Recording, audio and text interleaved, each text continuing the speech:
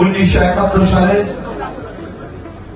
মহান স্বাধীনতার ঘোষক শহীদ রাষ্ট্রপতি জিয়াউর রহমানের ঘোষণার মাধ্যমে এবং ব্যাটলফিল্ডের যুদ্ধের মাধ্যমে যেভাবে বাংলাদেশ স্বাধীন হয়েছিল, ঠিক তারই রক্তের উত্তরাধিকার, আদর্শের উত্তরাধিকার গত 17 বছর ধরে তিনি বাংলাদেশের সকল সফল আন্দোলনের নেতৃত্ব দিয়েছেন। প্রিয় অভিভাবক, দেশ নায়ক তারেক রহমান না থাকলে এই বাংলাদেশের মুক্ত আপনাদের নিশ্চয়ই মনে আছে, দেশ নায়ক তারেক রহমান বলেছিলেন বাংলাদেশ যাবে কোন পথে, ফয়সালা হবে রাজপথে। আজকে কালের বিবর্তনে, সময়ের বিবর্তনে এই বাংলাদেশে প্রমাণিত হয়েছে রাজপথে ফেসিবাদের মুক্তির ফয়সালা হয়েছে। বন্ধুরা, বরিশালবাসীর পক্ষ থেকে দেশ নায়ক তারেক রহমানকে সশস্ত্র চিত্তে আজকে কৃতজ্ঞতা জানাচ্ছি।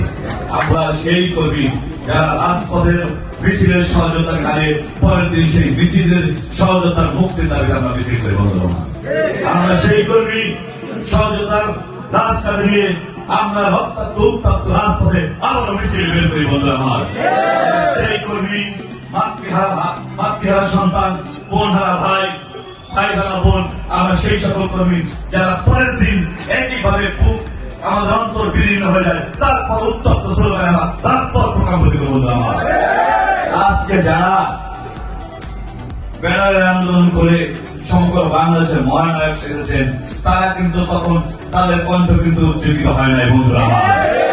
বন্ধুরা আমার, দেশ নায়ক তারেক রহমানের নির্দেশে তখন জাতীয় ছাত্র ওই ভারত ভাস্কর্যে বসে ওই খুনিয়া সেনার বিরুদ্ধে তীব্র প্রতিবাদ জানিয়েছিল। বন্ধুরা, তারা ওপেন চ্যালেঞ্জ ঘোষণা করেছিলেন, কোথায় জাতীয়তাবাদী ছাত্রদলকে তুমি প্রতিহত করতে চাও, তুমি ঘোষণা করে দাও, সেখানে জাতীয়তাবাদী ছাত্রদল প্রতিফলন করবে। বন্ধুরা আমার, সুতরাং আপনাদেরকে আবার উদাত্ত আহ্বান জানাই, দেশ নায়ক তারেক রহমানের নেতৃত্বে আমরা সুপ্রিয় ঐক্যের মাধ্যমে, ইস্পাত প্রতিরোধের মাধ্যমে ইনশাআল্লাহ বরিশাল 2 উজিরপুর বানাইবাকে একটি মডেল আসন হিসেবে আমরা ইনশাআল্লাহ দেশ নায়ক তারেক রহমান এবং দেশপ্রিয় এবং খালেদাকে উপহার দেব।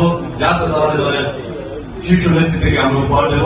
সেই প্রত্যয় ব্যক্ত করে সকলকে আবার ঐক্যবদ্ধ থাকার আহ্বান জানিয়ে আমি আমার সংক্ষিপ্ত কথা শেষ করছি। আল্লাহ হাফেজ। বাংলাদেশ জিন্দাবাদ। শহীদ রাষ্ট্রপতি জিয়াউর রহমান বীরোত্তম অমর হোক। আশা আকাঙ্ক্ষার মূর্ত প্রতীক, প্রকৃতি সকলের সৌন্দর্য, মহামারী মানুষের নেত্রী, দেশ নেত্রী এবং খালেদা জিন্দাবাদ। আগামী অবিসম্ভাবী প্রধানমন্ত্রী দেশ নায়ক তারেক রহমান জিন্দাবাদ। বরিশালবাসী জিন্দাবাদ তথা বরিশাল 2 আসনের সকল মানুষকে ধন্যবাদ ও কৃতজ্ঞতা জানিয়ে শেষ করি। আসসালামু আলাইকুম।